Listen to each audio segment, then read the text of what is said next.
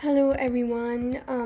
My name is Arya, and today I sort of just wanted to talk about going through transitions in life and how to keep God in the center of it and to keep your eyes on God and keep your faith strong.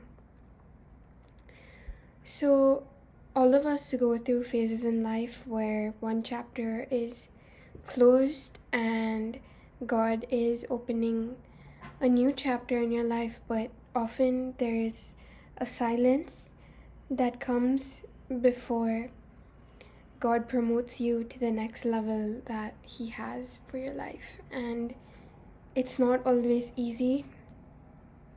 And I'm currently going through a phase where I'm done with university and I am trying to get a job, but getting a job is not easy, and especially in this market, it's not easy.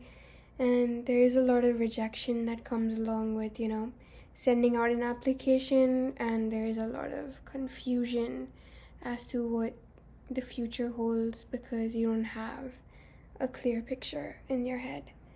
And it's hard sometimes to keep your faith, and it's hard to keep positive. And I've definitely fallen victim to, thinking that I'm doomed, or like I am the one responsible for all these rejections, and I am the one who's just not doing enough. But then I remember that rejection is God's way of redirection.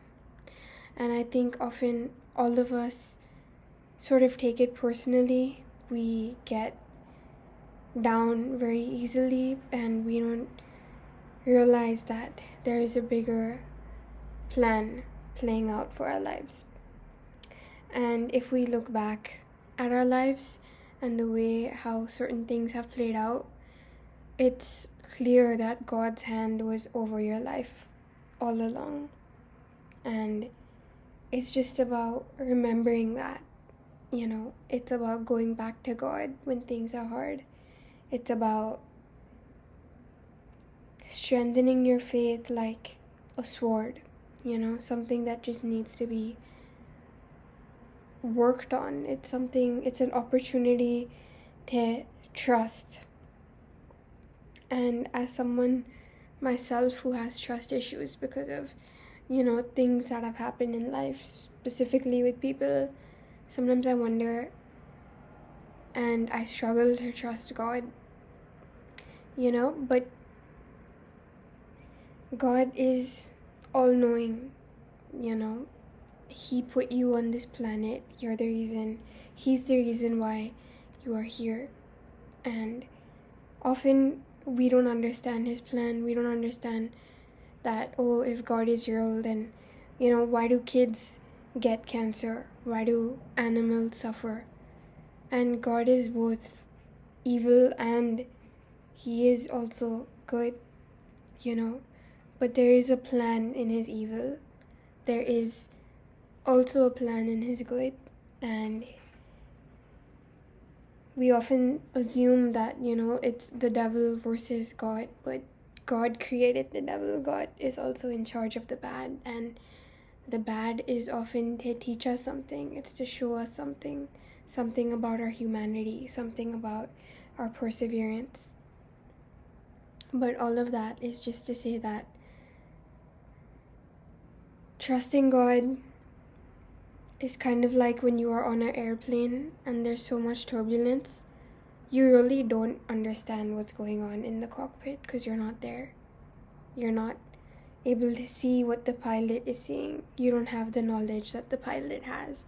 You're just scared of the turbulence. You're scared of the movement, of the shaking, of the uncomfiness, and just the unknown of what's going to happen next. But trust God and trust the pilot and trust that God knows what He's doing with your life. Because your life is very precious to God, and that's something I have to remind myself of. And simply making a video like this, being able to encourage even one person, and understanding that we all are a collective of people that, God cares about. God put us all on this planet together. We are here to help each other. We're here to motivate each other through the Word of God, through testimonies, through our personal experiences, and through our words. And whoever is watching this, I pray that God can meet you where you are. God is always there, and that you can run back to God, and God will always accept. God never turns his back on anyone. He's always there with open arms. And often when God is quiet is when he is testing you, he is working on you, he's pruning you, and it's not always comfy when God strips the layers of who we thought we were gonna be, but he has his own plans, and God gave us a mind to think, but that mind does not always know the full picture, and God did not design our minds to know everything. Otherwise, what would be the beauty of the journey? So surrender and trust the bigger plan.